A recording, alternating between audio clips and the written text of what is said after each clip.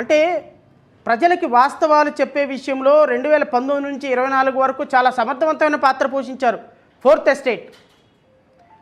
కానీ 2024 జూన్ 11 నుంచి there is no estate, only government estate. Government estate మాత్రమే. అంటే ఫోర్త్ ఎస్టేట్ అంటే ప్రజల తరపున ఒక ఆస్తిగా ఉండి పోరాటం చేయాలి. ఇప్పుడేంటి మీడియా హౌసులకి no government, it is not fourth estate, it is a government estate. 2024 June 11 నుంచి మనం మోస్తున్న ఎజెండా ప్రభుత్వ ఎజెండా కాబట్టే నేను దీని నుంచే వస్తా.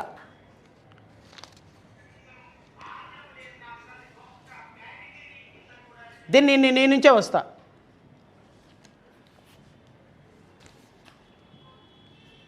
ఇది ఈనాడు వేసినటువంటి బ్యానర్ హెడ్డింగ్, వృద్ధి పదాన. ఇది ఈనాడు వేసినటువంటి హెడ్డింగ్. దీంట్లో గౌరవ ముఖ్యమంత్రి గారు అభివృద్ధిలో బుల్లెట్, పరుగులు. చూడండి, ఈనాడు హెడ్డింగ్ చూడండి. నేను నార్మల్గానే ఏదైనా ఒక సందర్భంలో ఎందుకు నేను పేపర్లను చూపిస్తాను అంటే, ప్రజల ఎజెండాని మొయ్యని అవాస్తవాలు వక్రీకరించే వ్యక్తుల యొక్క నడ్డి విరక్కొట్టాలి రాష్ట్ర ప్రజలు. ఇది ఈనాడు పేపరు. మీరు ఎంత గొప్పవాళ్ళైనా, మీరు రేపొద్దున నన్ను ఎంత టార్గెట్ చేసినా, మీరు రేపొద్దున నన్ను ఎంత ట్రోల్ చేసినా, మీరు రేపొద్దున నాకు ఏ విధంగా మీరు డ్యామేజ్ చేస్తారని తెలిసినప్పటికీ కూడా,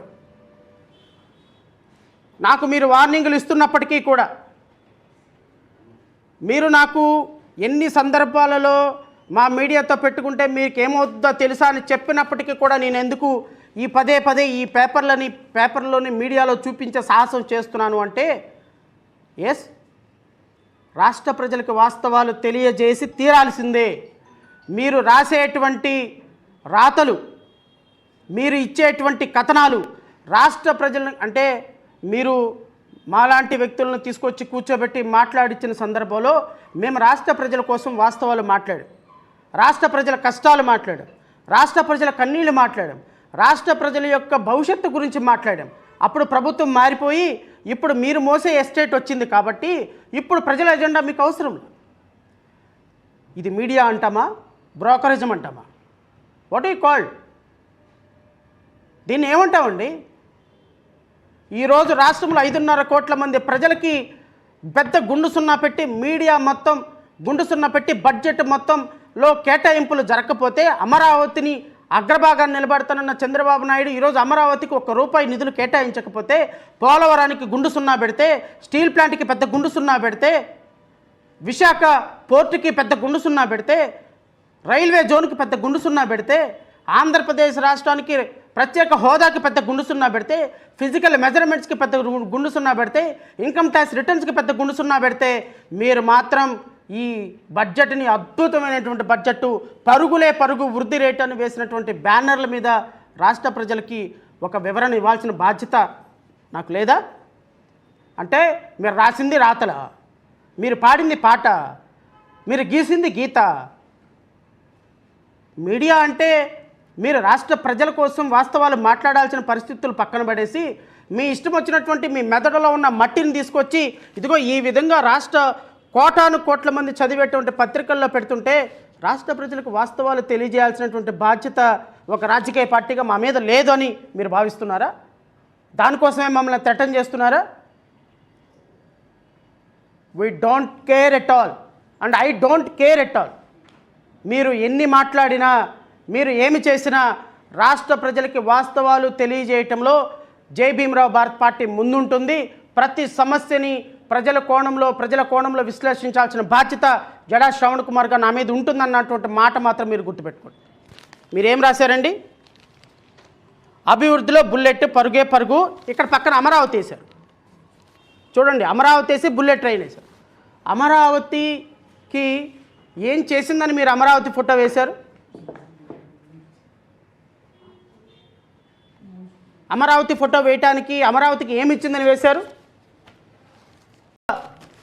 ఓపామా ఈయన ఏమంటాడు చూడు, వికసిత సంకల్ప బడ్జెట్ అంట. ఇది అమరావతి దేశాన్ని ప్రపంచ ఆర్థిక శక్తిగా నిలపాలన్న బలమైన సంకల్పం ప్రధాని మోడీ నాయకత్వంలోని కేంద్ర ప్రభుత్వంలో ప్రస్ఫుటించటం అవుతుందని జనసేన అధినేత డిప్యూటీ స్పీకర్ పవన్ కళ్యాణ్ అన్నారు. వికసిత భారత లక్ష్యాలు సాధించే లక్ష్యం వైపు ప్రజలను ఎలా అడుగులు వేయించాలనే సంకల్ప బడ్జెట్తో కనపడిందన్నారు. కేంద్రం ఎంపిక చేసిన సోన్సో విలువైన ఖనిజాల వెలికితీత తయారీ రంగాన్ని ప్రోత్సహిస్తుందన్నారు. This is welcoming statement of Pawan Kalyan. Number 2, అభివృద్ధి లక్ష్యంగా వేగంగా సాధించేలా this is Nara Lokesh statement. అంటే he is welcoming the budget. And గౌరవ ముఖ్యమంత్రి గారు మాట్లాడినటువంటి మాట, వారు మాట్లాడిన మాట కూడా వింటాం. మన దేశానికి ఉన్న అనుకూలతను ఉన్నత స్థాయికి తీసుకువెళ్ళడానికి ఈ బడ్జెట్ దోహదం చేస్తుంది. అన్ని ప్రాంతాలు వర్గాల అభివృద్ధికి ఉపయోగపడింది.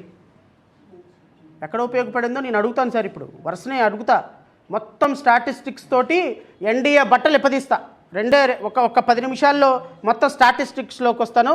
దీని మీద రాష్ట్ర ప్రభుత్వం ఏం వివరణ ఇస్తుందో కోరుతున్నా. నేను ఆర్థిక మంత్రి పయ్యావుల కేశవ్ను కూడా అడుగుతున్నా. ఈ రాష్ట్రంలో 164 సీట్లు పొందినటువంటి ఎన్డీఏ ఎమ్మెల్యేలను అడుగుతున్నా. ఈ రాష్ట్రంలో 5.5 కోట్ల మంది ప్రజలు ఓట్లేసిన ప్రజలను అడుగుతున్నా. ఈ 5.5 కోట్ల మంది ప్రజలకి ఏ విధమైనటువంటి బాధ్యత తీసుకున్నారో గౌరవ ఎంపీలను అడుగుతున్నా. మీరందరూ కూడా ఈరోజు 5.5 కోట్ల మంది ప్రజలు అడిగే ప్రశ్నలకు సమాధానం చెప్పి తీరాలి. మీరు ETV, ABN, TV5 and Andhra Jyothi వేసిన కథనాలకి కూడా విశ్లేషణ ఇవ్వాల్సిందే. ఎందుకు అంటే 5.5 కోట్ల మంది ప్రజల భవిష్యత్తును నిర్దేశించే బడ్జెట్లో ఈరోజు ఆంధ్రప్రదేశ్కి కేటాయించిన నిధుల సంఖ్య ఎంత, ఆంధ్రప్రదేశ్ రాష్ట్రంలో ఉన్నటువంటి పరిశ్రమల అభివృద్ధికి ఎంత ఇచ్చారు, వ్యవసాయ అభివృద్ధికి ఎంత ఇచ్చారు, అమరావతి అభివృద్ధికి ఎంత ఇచ్చారు, రాష్ట్రంలో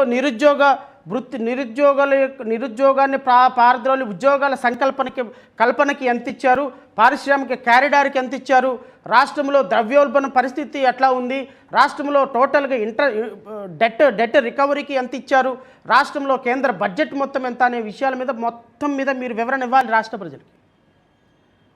ఎందుకంటే ఈరోజు నేను ప్రజెంట్ చేయబోయే ఫ్యాక్ట్స్ 5.5 కోట్ల మంది ప్రజల దగ్గర మిమ్మల్ని బట్టలు ఎప్పదీస్తాయి. అందులో డౌటే లేదు. ఏబిఎన్, TV5, ఆంధ్రజ్యోతి బ్యానర్ హెడ్డింగ్స్లో వచ్చినటువంటి, ఈనాడు బ్యానర్ హెడ్డింగ్లో వచ్చినటువంటి బ్యానర్ హెడ్డింగ్స్కి మీరు రేపొద్దున వివరణ ఇవ్వతారాలి. లేకపోతే 5.5 కోట్ల మంది ప్రజలు ఖచ్చితంగా 2029వ సంవత్సరంలో మిమ్మల్ని నడి రోడ్డు మీద వివక్షలను చేసి నుంచోబెట్టడం ఖాయం. రాజకీయంగానే, I'm not talking about physical.